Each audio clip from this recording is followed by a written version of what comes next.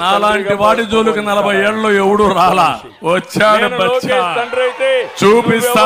ఈ మధ్య చంద్రబాబు నన్ను ఒక బచ్చా అంటున్నాడు. ఈ మధ్య చంద్రబాబు నన్ను, అవును, ఓడిపోయే కాలం వచ్చినప్పుడు, హైదరాబాద్ కు వెనక్కి పోయే కాలం వచ్చినప్పుడు, పోయే కాలం వచ్చినప్పుడు విలన్లందరికీ హీరో బచ్చాగానే కనిపిస్తాడు.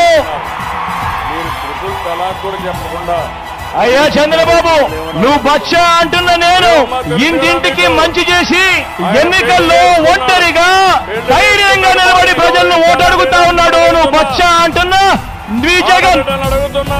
నేను అదే మీకు నేర్పించాను.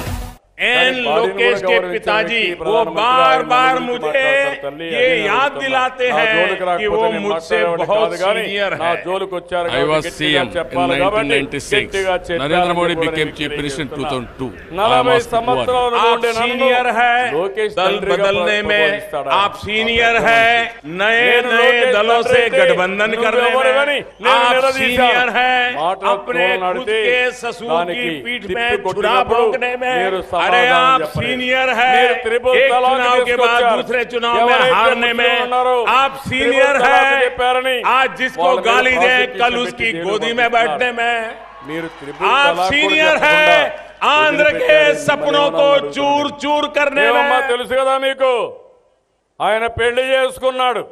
పెళ్లి చేసుకున్నాక భార్యను గౌరవించాలా లేదా అని మిమ్మల్ని అడుగుతున్నా, ఆడబిడ్డలను అడుగుతున్నా. నేను అదే మీకు నేర్పించాను. కానీ భార్యను కూడా గౌరవించిన వ్యక్తి ప్రధానమంత్రి. ఆయన నన్ను గురించి మాట్లాడతారు తల్లి, అది నేను అడుగుతున్నా. నా జోలికి రాకపోతే నేను మాట్లాడేవాడిని కాదు, కానీ నా జోలికి వచ్చారు కాబట్టి గట్టిగా చెప్పాలి కాబట్టి గట్టిగా చెప్పానని చెప్పి కూడా నేను మీకు తెలియజేస్తున్నా.